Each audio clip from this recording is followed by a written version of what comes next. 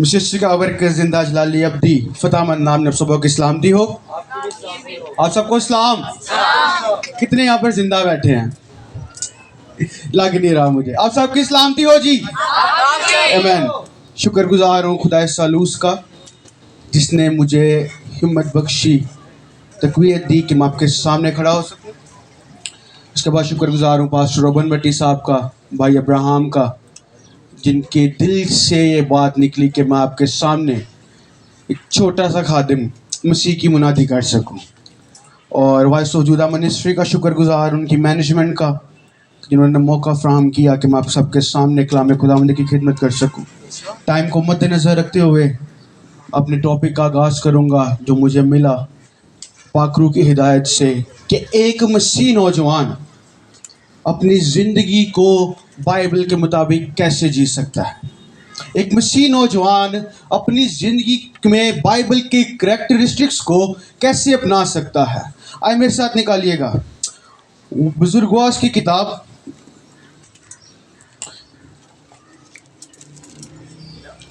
उसका 11वां बाब देखेंगे हम।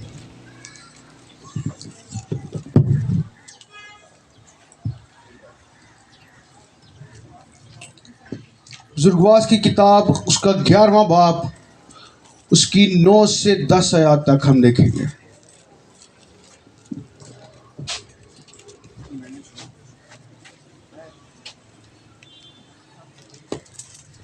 जी निकाल लिया? जिन्होंने निकाल लिया बोले आमीन। यहाँ पर लिखा है, ऐ जवान तू अपनी जवानी में खुश हो और उसके अयाम में अपना जी बहला, और अपने दिल की राहों में और अपनी आंखों की मंजूरी में चल। लेकिन याद रख, इन सब बातों के लिए खुदा तुझको अदालत में लाएगा। बस गम को अपने दिल से दूर कर और बदी अपने जिस्म से निकाल डाल, क्योंकि लड़कपन और जवानी दोनों बातिल हैं। कलम पाक का पढ़े जाना और सुने जाना आप सबके लिए बाइस बरकत साबित हो। यहाँ पर हमने देखा है ऐ जवान, इधर हमें साफ नजर आ रहा है कि बुजुर्ग जो है नौजवानों से मुखातिब है, वो नौजवानों से बातचीत कर रहा है। ऐ जवान तो अपनी जवानी में खुश रह, अपनी जवानी के दिनों में अपने दिल को बहला, अदर वर्ड्स अपनी जवानी को एंजॉय कर, अपनी जवानी को जी। सानू तो जी बड़ा शौक होंगे नवे नवे जवान होने जी, अपने चाइल्डहुड तो निकलने नवे नवे जवान होने, गर्म खून होंगे, जो दिल में आता करना शुरू करते हैं, जो बात दिल को सही लगती है वो बात शुरू करते हैं हम करना। बड़ों की बातों को रद्द कर कर अपनी मर्जी को मांगना शुरू करते हैं। लेकिन 10वीं आयत में क्या खूबसूरती के साथ लिखा है, 9वीं आयत में, लेकिन सब बातों के लिए खुदावंद तुझको अदालत में लाएगा। याद रखे कि जो भी काम अच्छा है या बुरा है, और सब कामों के लिए खुदा तुझको अदालत में लाएगा। You will be judged by your works which you have done. आप लोग जज किए जाएंगे खुदावंद यीशु मसीह के हुजूर। जवानी के अय्याम में अपने खालिक को याद कर। आगे लिखा है, बस गम को अपने दिल से दूर कर और बदे अपने जिस्म से निकाल डाल। उन थॉट्स को, उन बातों को जो आपकी जिंदगी में है, एक नौजवान की जिंदगी को खराब करती हैं, मसीह से दूर करती हैं, मसीह की मोहब्बत से, मसीह की रफाकत से, मसीह की यगानगंज से दूर करती हैं। उन बातों को अपने दिल से निकाल, जैसे कि अपने ज़हन से, अपने दिल और दिमाग से। सेक्सुअल थॉट्स आजकल नौजवानों की जिंदगी में बुरे काम है, नाफरमानी है, उन बातों को बातिल कर। बातिल का लफ्जी मतलब है उन बातों को जाया कर, जिस बात का वजूद ना हो उन बातों को बातिल कर और अपने दिल को पाक कर।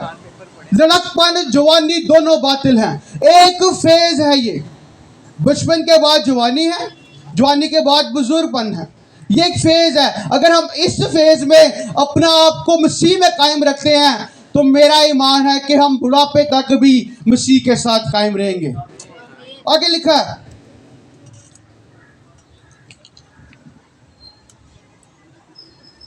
एडजस्ट कर दें, बाइबल टिल्ट हो रही है बार बार।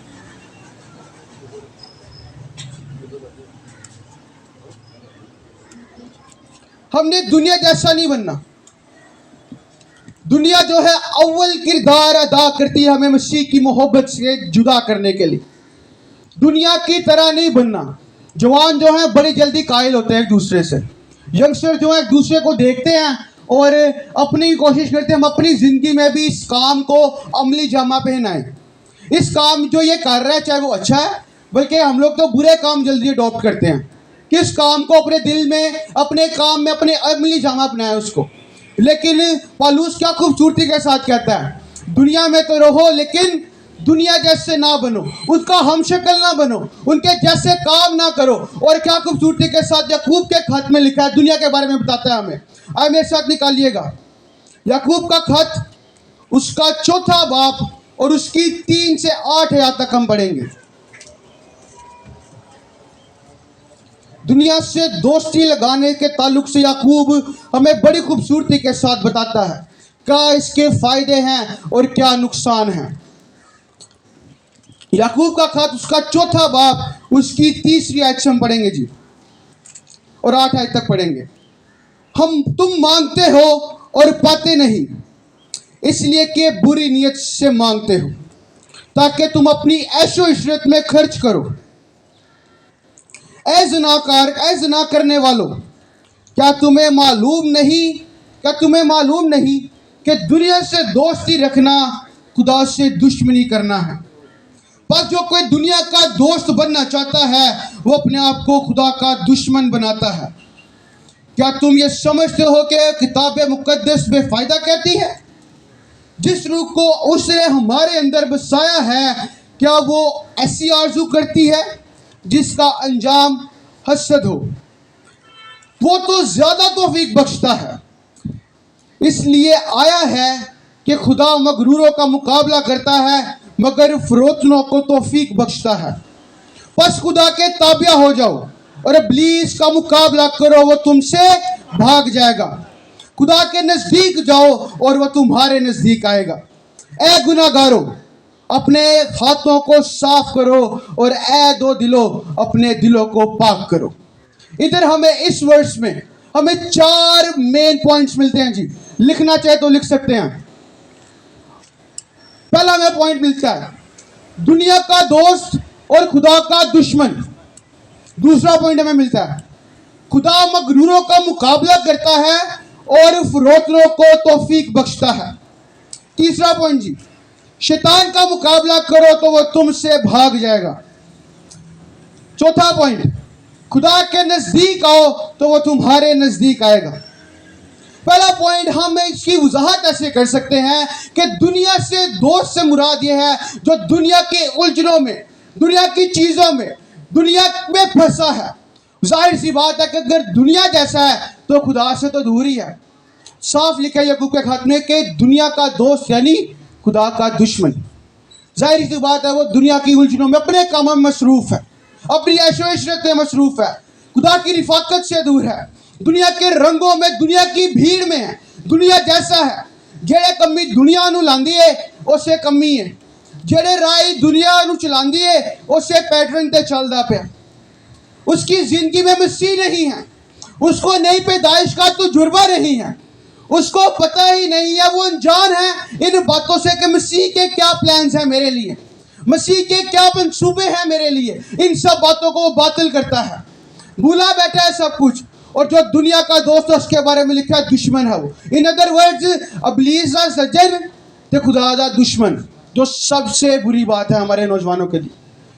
दूसरा पॉइंट हम देखते हैं मगरूरों का खुदा मुकाबला करता है और फरोतनों को तौफीक बख्शता है। आजकल के नौजवानों में एक बहुत बड़ी मसला, एक बहुत ही बुरी चीज़ है, वो है मैं, कि मैं ये मैं वो। इन अदर सेंस मगरूरी। क्यों भाई साहब?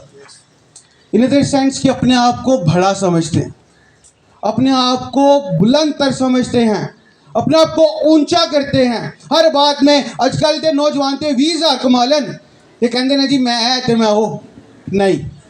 याद रखिएगा ये खुदा मगरूरों का मुकाबला करता है। हम नौजवानों ने मसीह की तरह बनना है, फरोतन हलीम, मसीह के जैसा बनना है, मसीह की मानित बनना है, दुनिया का हम शक्ल नहीं बनना। हमें मसीह के जैसा नीचे आना है। हम अगर यहाँ पर आएंगे तो लश्करों का खुदा आपको खुद यहाँ पर पहुंचाएगा।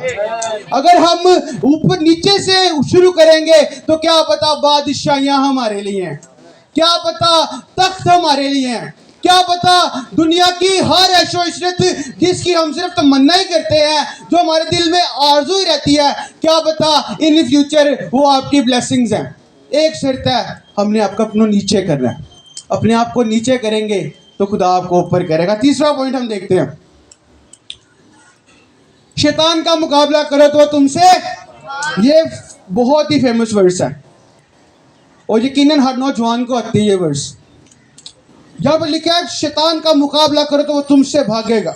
अगर हम इब्लीस के सामने डट जाएंगे, इब्लीस के सामने खड़े हो जाएंगे, इब्लीस के प्लान्स के सामने खड़े होकर मसीह में होकर कहेंगे ऐ इब्लीस तेरा डर मुझे नहीं है, तो फतह आपकी है। ना सिर्फ फतह बल्कि फतह से बढ़कर गलबा भी आपका। हालेलुया। ये चीजें हैं अगर एक नौजवान अपने अंदर रखे, बाइबल में करैक्टरिस्टिक्स में रहकर अपनी जिंदगी गुजारे। चौथा पॉइंट, खुदा के नजदीक आओ तो वो तुम्हारे नजदीक आएगा। पहले हमने करनी है, हम नौजवानों ने पहल करनी है। हमने देखना है मसीह को अपनी ज़िंदगी देनी है। दुनिया की ऐशो इशरत देखने में बहुत अच्छी है लेकिन अंजाम उसका बहुत बुरा है, बहुत मुश्किल है। एक नौजवान का हर शख्स के लिए मसीह के लिए टाइम निकालना। हर शख्स अपनी उलझनों में मसरूफ़ है। सुबह 7 बजे निकले है तो शामी 6 बजे थके टुटे आना है, तो दिल करता है बस खाना खाइए तो सो जाइए। लेकिन दिल लिखा बस खुदावंद के नज़दीक आओ तो वो तुम्हारे नज़दीक आएगा। क्या हम अपने 24 घंटों में से कुछ ही देर खुदा को नहीं दे सकते? नज़दीक आने से मुराद कि अपनी पर्सनल प्रेयर लाइफ बिल्ड करें, मसीह के साथ रफ़ाकत रखना शुरू करें, मसीह के साथ बातचीत करना शुरू करें। मैं कलाम सुना था पास्टर का, वो दुआ के बारे में बता रहे थे। कह रहे थे अगर आप दुआ करके थक गए ना, अगर आपको वर्ड्स नहीं मिल रहे और यही शुरू कर दें, खुदावन तेरा क्या हाल है, ठीक है आज? मैं बोला ठीक हाँ, शुक्र है तेरा। मैं आज यह किया, मैं किया start a conversation with God. अपना एक लिंक बनाना शुरू करें, खुदा के नज़दीक आना शुरू करें, तो फिर लश्करों खुदा आपके नज़दीक भी आएगा, वो आपके पास भी आएगा। जिसने आपके लिए खून बहाया है, क्या वो आपके पास नहीं आ सकता? शर्त यह है कि आपने उसके पास जाना। पहले शर्त यह है कि हमने उसके पास जाना है। मैं अपनी गवाही देता हूँ, मुझे शर्म नहीं आती इस बात के लिए। मैं बताऊँगा, बिफोर पापा's डेथ मैं खुदा से दूर था। काम कर रहे थे लेकिन इस लेवल पर नहीं कर रहे थे जैसा अब खुदा ने बुलाया चुना। पता था कि जी वर्शिप करवानी है, काम करना है, ये हमारी, मैं इसको ड्यूटी समझता था अपनी। कहता था यार ड्यूटी है मेरी, इसको मैं अपना फ़र्ज़ नहीं, इसको मैं नौकरी समझता था। यार ठीक है, अपने कमा तो बाद खुदा दा काम करना है, कोई नहीं लगे रहो। लेकिन बपतिस्मा लिया, पानी का बपतिस्मा ऊपर से लिया, अंदर से फिर वैसे ही था। लेकिन आफ्टर दैट सीन खुदा से बातचीत करना शुरू की। गिले शिकवे बहुत थे लेकिन फिर भी शुक्रगुजारी की। कहा कि खुदावन तू है। अब उससे एक पर्सनल रिलेशन बनाना शुरू किया मैंने। और जब आप पर्सनल रिलेशन बनाना शुरू करेंगे खुदा के साथ, तो आप उसको हर कदम अपने साथ पाएंगे, उसको हर कदम में एक जान पाएंगे। एक बड़ी खूबसूरत एग्जांपल है, एक शख्स था, अपने आप को नीचा समझता था, मतलब कि डिप्रेस्ड, एंजाइटी का शिकार, स्ट्रेस्ड में रहता, चलता खुदा के साथ था और अपनी ज़िंदगी से इतना तंग आ चुका था, कहता था I just want to die, मैं मरना चाहता हूँ। ये ज़िंदगी मेरे लिए कर्स है, मेरे लिए एक लानत है ये ज़िंदगी, मैं क्यों इसको जीऊँ? जब हर मैदान में मुझे फेलियर का सामना करना पड़ रहा है तो क्या फ़ायदा मेरा इस दुनिया में रहने का? जब सक्सेस ही नहीं मुझे मिल रही तो क्या फ़ायदा मुझे इस दुनिया में जीने का? एक दफ़ा वो बीच पर चल रहा था और चलते चलते खुदा आपको वफादारी कैसे दिखाता है, अपनी सबूत कैसे देता है। 2 पाँव के निशान है, 4 नज़र आना शुरू हो गए उसको, 4 फुटस्टेप बनते जा रहे हैं। और एक मोमेंट आया है कि उसको सिर्फ 2 नजर आना शुरू हो गए। 4 फुट स्टेप थे, फिर 2 शुरू हो गया ना। उसके जहन में आया कि यार खुदा ने भी छाटता, खुदा भी पीछे हो गया। लेकिन उसको आवाज़ आती है कि ये फुट स्टेप जो तू देख रहा है वो तेरे नहीं हैं, वो मेरे हैं। तुझे मैंने उठाया हुआ है, तेरा भार मैंने लिया हुआ है, ताकि तू अपने आप को कमतर ना समझे, बल्कि अपने आप को ऊंचा समझे, अपने आप को सक्सेसफुल समझे, अपने आप को एक कामयाब शख्स समझे। और आगे लिखा है, एक मैं आपको एग्जाम्पल देना चाहूंगा और आपकी मोटिवेशन के लिए। कभी किसी ने आम देखा है? होते आने वाला है ठीक है। अगर मैं अब्राहम भाई को आम देता हूँ और वो मुझे खा पी के सब कुछ कर के मुझे वापस कर देते हैं, तो क्या मैं लूँगा? वो तो मेरे लिए वेस्ट है। ठीक है। योर यंग लाइफ, आपका नौजवानी भी समझे कि एक ऑफरिंग है खुदा के लिए, आपका अच्छा हिस्सा है। बुढ़ापे में जाकर तो हर कोई अल्लाह तौबा करता है। ठीक है, उन्हें पता है कि I am dead, I am just going, मैंने अपनी ज़िंदगी जी ली है।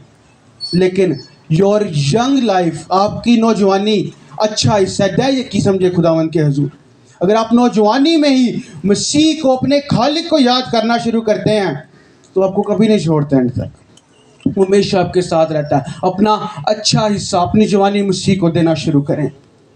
आगे हम बड़ी खूबसूरत एग्जाम्पल देखते हैं यूसुफ की। बाइबल उसके बारे में बताती है कि वो 17 साल का नौजवान शख्स, एक यंगस्टर है, हमारी तरह यंगस्टर है, और 44 की बीवी उसको कहती है। क्या अच्छा, हम आप हवाला क्यों ना देखें, पैदाइश की किताब उसका 39वां बाब और उसकी 7वीं आयत।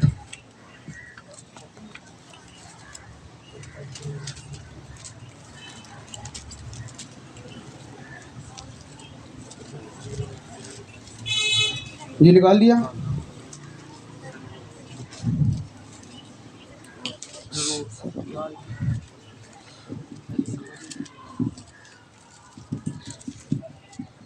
उसकी 7वीं आयत में लिखा है, इन बातों के बाद यूं हुआ कि उसके आका की बीवी की आंख यूसुफ पर लगी और उसने उससे कहा, मेरे साथ हम बिस्तर हो। यहाँ पर हम देखते हैं कि हमारी ज़िंदगी और यूसुफ की ज़िंदगी कैसी। क्या हम मसीह हैं? नामी तो मसीह हैं, क्या हम हकीकी मसीह हैं? जो दर्स हमें मसीह देता है जीने के लिए ज़िंदगी, वो दर्स हम जीते हैं। यूसुफ आगे अगर नीचे हम निचले आयत में देखें तो लिखा है यूसुफ वहाँ से भागा। वो एक अपॉर्चुनिटी उसके लिए, वो एक समझे कॉल थी, यूसुफ मेरे साथ हम बिस्तर हो। आजकल का नौजवान कैसा करता है? भागता है ऐसी चीज़ों से। उसके दिमाग में, एक नौजवान की ज़िंदगी में सेक्सुअल थॉट्स ही हैं जो उसको तबाह करते हैं, जो उसकी ज़िंदगी को तबाह करते हैं, जो उसको मसीह से दूर करने का एक अहम किरदार अदा करते हैं।